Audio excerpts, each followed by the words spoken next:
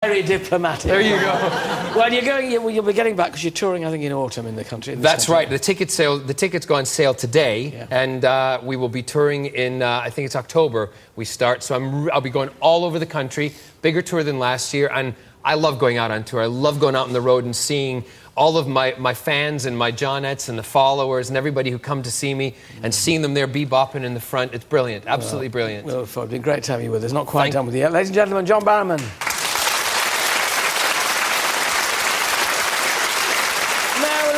Firmly in our sights, it's more than likely that many of you will be turning your attentions to your gardens, just springing into life. I know this is the case because, once again, I've been flooded with another pile of emails and letters. Alan, me daffodils are drooping. Alan, why me snowdrops suffering? Well, I can't answer you all at once, so thankfully I've got some assistants helping me with your gardening questions this week. Janet Street Porter, Pete Price, and John, come and get your answer. Come on, over here.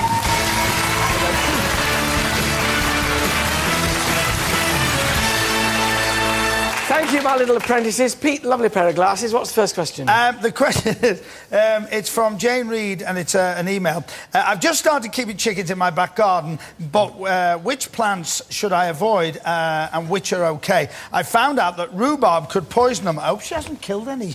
Urban chicken keeping is becoming popular, but us gardeners need planting advice. Love them. Yeah, well, don't worry. It's unlikely, unless they're absolutely starving, Jane, that they will go for rhubarb, so don't worry about the oxalic acid in its leaves. There's rather a nifty idea. If you plant herbs and let them wander through your herbs, of course they'll be ready stuffed by the time you come to use them in the pot.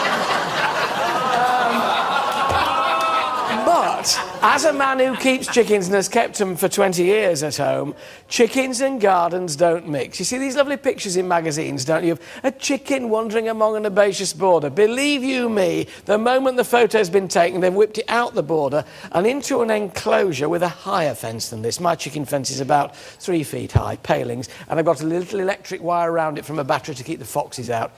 However tiny your garden, keep them in a little run that if it's this small, you can move it about separate from your plants. Plants and chickens don't mix, but a little bit of grass for them to scratch, and you can throw a bit of corn down. They'll love that. They will keep a few slugs off that, but don't let them loose in your garden. Janet? Right, my question is from Beth Lightburn, who's 11 years old. My cucumber, courgette and pepper plants never get pollinated. They just shrivel up and now stop it, boys. She's 11. Read these things She's a keen gardener here. They just shrivel up and drop off. Now look. Can you help me? If you... I'm not saying anything. I'm shutting up in this one. I can't talk!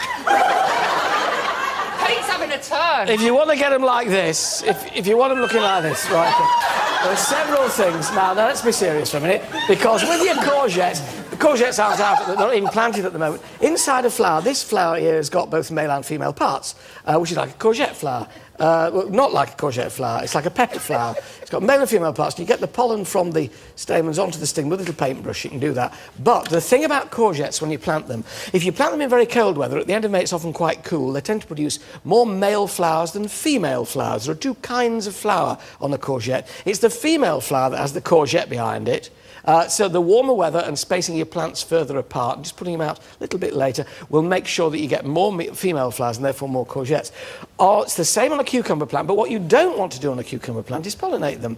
Female flowers produce the cucumbers. You'll see a little cucumber behind the female flower. The male flower hasn't got a cucumber on it. You need to pinch it out because pollinated cucumber flowers produce seedy, bitter cucumbers. You don't get seeds in a cucumber because they've not been pollinated. If they are pollinated, they go bitter. So you can get all female varieties of cucumber, which will please Janet. With your peppers, of course, they do need pollination, so that's the way around. No pollination for cucumbers, but pollination for courgettes. Nothing worse than a bitter cucumber, I'll tell you. There you are. Hold that and let your eyes water. Right. I feel left out. Never mind. Thank you very much. Mary Lloyd, you can have that, Janet. Mary Lloyd Evans from Gwynedd in Wales.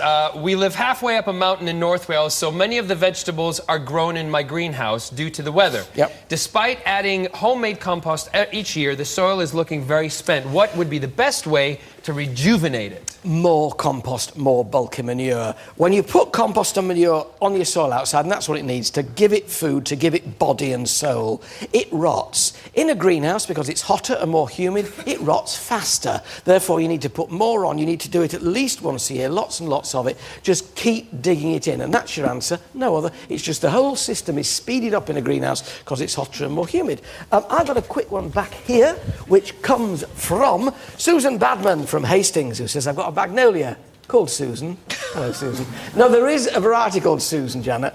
And she said it's 4 feet tall. When would be the best time to move it? Unfortunately, I've planted it too close to another tree. Now is the answer. Any time before it comes into leaves. And that holds good for anything deciduous, anything that loses its leaves. Now, this is a magnolia.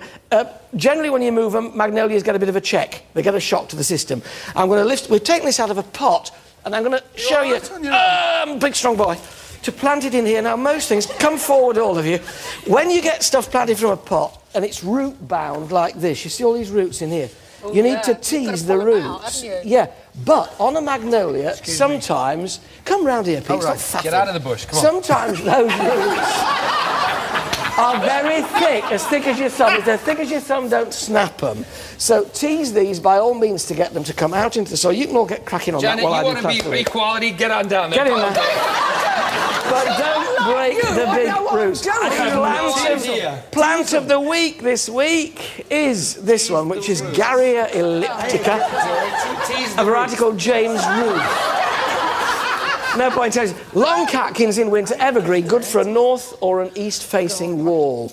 Just evergreen foliage during the rest of the year, but in winter, look at these lovely long catkins. And James Ruth has them about 9 inches to a foot long. Good variety, Garrya elliptica, lovely plant. North or east-facing wall, it's a bit shady when nothing else will grow. There you are. Janet, how are you getting on over there? You just want me to ruin my fingernails. Get down on your knees. You Come wear on, my dear. gardening gloves, Alan. Gardening gloves, get your hands in the much muck, to ask? posh Londoner. If you'd like me to answer any of your questions, simply email me, alan@itv.com.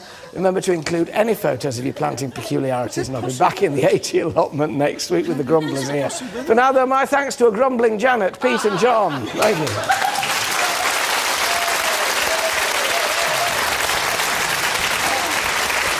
You're just a bunch of Nancy's, really, aren't you?